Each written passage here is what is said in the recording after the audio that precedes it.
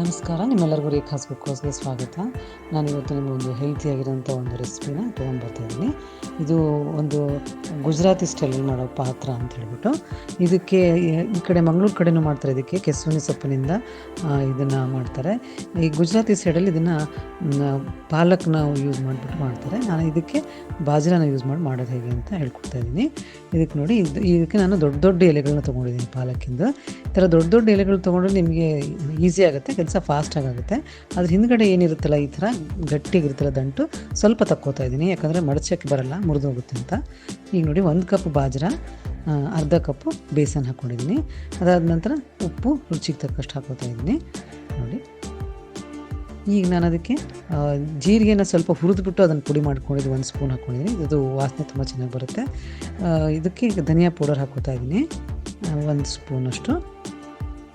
ನಂತರ ಖಾರ ಪುಡಿ ಹಾಕ್ಕೊಂಡಿದ್ದೀನಿ 1 ಸ್ಪೂನ್ನಷ್ಟು. ನಾನು ಇದಕ್ಕೆ ಶುಂಠಿ ಮತ್ತು ಆಮೇಲೆ ಖಾರದ ಪೇಸ್ಟನ್ನು ಹಾಕ್ತಾಯಿದ್ದೀನಿ.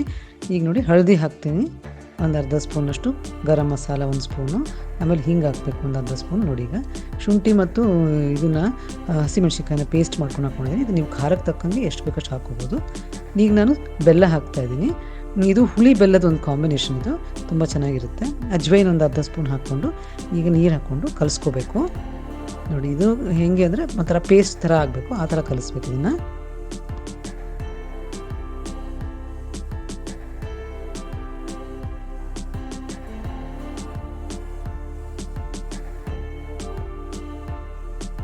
ನೋಡಿ, ಇದು ಬಾಜ್ರಾ ಅಂದರೆ ಸಜ್ಜೆ ಹಿಟ್ಟು, ನಿಮಗೆಲ್ಲರಿಗೂ ಗೊತ್ತೇ ಇದೆ ಅನಿಸುತ್ತೆ.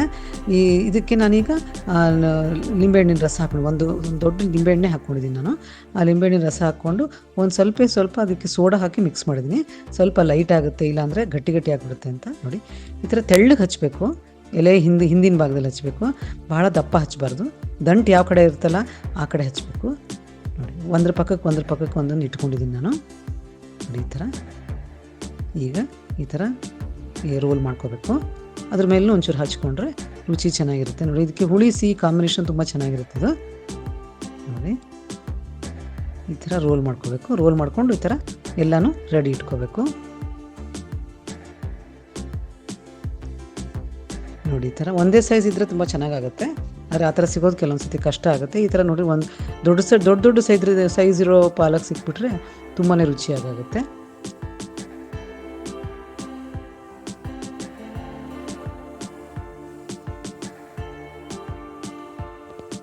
ಈ ಥರ ಎಲ್ಲ ರೋಲ್ಗಳನ್ನು ನಾವು ಮಾಡಿಕೊಂಡು ರೆಡಿ ಮಾಡಿ ಇಟ್ಕೋಬೇಕು. ನೋಡಿ, ಈ ಥರ. ಈಗ ನೋಡಿ, ಈಗೆಲ್ಲ ರೋಲ್ಸ್ಗಳು ರೆಡಿ ಇದೆ. ನಾನೀಗ ಈ ಥರ ಒಂದು ಜರಡಿಗೆ ಸ್ವಲ್ಪ ಎಣ್ಣೆ ಹಚ್ಕೋತಾ ಇದ್ದೀನಿ, ಕೆಳಗೆ ಅಂಟ್ಕೋಬಾರ್ದು ಅಂತ. ಅದರೊಳಗೆ ಇದನ್ನೆಲ್ಲ ಇಟ್ಕೊಳ್ಳೋಣಂತೆ. ಇದನ್ನು ಒಂದು ಎಲ್ಲನೂ ಇಟ್ಕೊಂಡು ಇದಾದ ನಂತರ ನಾವು ಸ್ವಲ್ಪ ಸ್ಟೀಮ್ ಮಾಡ್ಕೋಬೇಕಾಗುತ್ತೆ. ಒಂದು 20 ನಿಮಿಷ ಮಾಡ್ಕೋಬೇಕಾಗುತ್ತೆ. ಮೀಡಿಯಮ್ ಫ್ಲೇಮಲ್ಲಿ ಇಟ್ಬಿಟ್ಟು, ಬಹಳ ಹೈ ಫ್ಲೇಮಲ್ಲಿ ಇಡಬಾರ್ದು. ಬರೀ ಹೊರಗಡೆ ಅಷ್ಟೇ ಬೇಗ ಇದಾಗ್ಬಿಡುತ್ತೆ, ಬೆಂದಂಗೆ ಆಗುತ್ತೆ, ಒಳಗಡೆ ಬೆಂದಿರೋದಿಲ್ಲ, ಹಿಟ್ಟಿರುತ್ತಲ್ಲ. ಅದರಿಂದ ಸ್ವಲ್ಪ ಲೋಯಿಂದ ಮೀಡಿಯಮ್ ಫ್ಲೇಮ್ ಇಟ್ಕೊಂಡು ಇದನ್ನು ಸ್ಟೀಮ್ ಮಾಡ್ಕೋಬೇಕಾಗತ್ತೆ. ನೀವು ಇದನ್ನು ಬೇಕಿದ್ರೆ ಕುಕ್ಕರಲ್ಲಿ ಇಟ್ಕೊಂಡು ಕೂಡ ಸ್ಟೀಮ್ ಮಾಡ್ಕೋಬೋದು. ನಾನು ಹಾಗೆ ಪಾತ್ರೆಯಲ್ಲಿ ನೀರು ಹಾಕ್ಬಿಟ್ಟು ಅದರಲ್ಲಿ ಇದನ್ನಿಟ್ಟು ಮುಚ್ಚಿಟ್ಬಿಟ್ಟು ಸ್ಟೀಮ್ ಮಾಡ್ತಾಯಿದ್ದೀನಿ. ನೋಡಿ, ಈ ಥರ ಮಾಡ್ತಾಯಿದ್ದೀನಿ.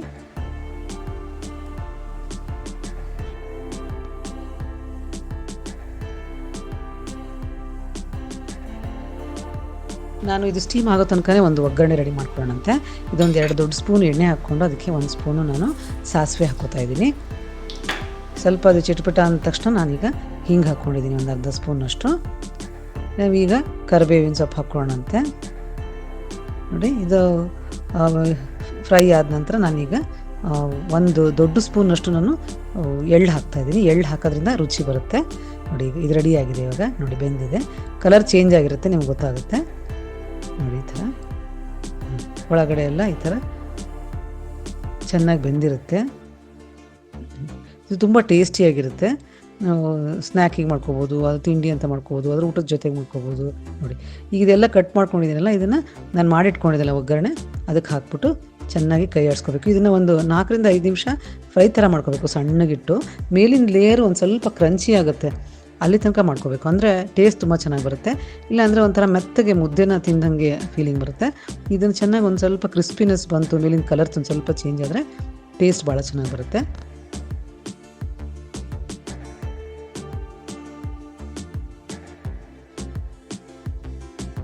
ನಂತರ ನಾನೀಗ ಸ್ವಲ್ಪ ನಿಂಬೆಹಣ್ಣು ಹಾಕ್ಕೋತಾ ಇದ್ದೀನಿ. ಇದೊಂಥರ ಏನೋ ಒಂಥರ ಟೇಸ್ಟ್ ಚೆನ್ನಾಗಿರುತ್ತೆ ಅಂತ ಹಾಕ್ತಾಯಿದ್ದೀನಿ. ಇದನ್ನು ಆಪ್ಷನಲ್ ಬೇಕಿದ್ರೆ ಹಾಕ್ಕೋಬೋದು. ನೋಡಿ ಇದು ಇವಾಗ ರೆಡಿಯಾಗಿದೆ. ನೋಡಿ ಈ ಥರ ಮೇಲಿನ ಲೇಯರು ಕ್ರಿಸ್ಪಿ ಆಗಿದೆ. ಈಗ ಈ ಲೇಯರ್ ಈ ಥರ ಕ್ರಿಸ್ಪಿ ಆದರೆ ಒಳಗಡೆ ಸಾಫ್ಟ್ ಇರುತ್ತೆ, ತುಂಬ ಟೇಸ್ಟಿಯಾಗಿರುತ್ತೆ. ನೋಡಿ ಈ ಥರ ಟ್ರೈ ಮಾಡಿ ನೋಡಿ. ಆಮೇಲೆ ನನ್ನ ಚಾನಲ್ನ ಸಬ್ಸ್ಕ್ರೈಬ್ ಮಾಡ್ಕೊಂಡಿಲ್ಲ ಅಂದರೆ ಮಾಡ್ಕೊಳ್ಳಿ. ತುಂಬ ಧನ್ಯವಾದಗಳು. Thank you very much. ನಮಸ್ಕಾರ.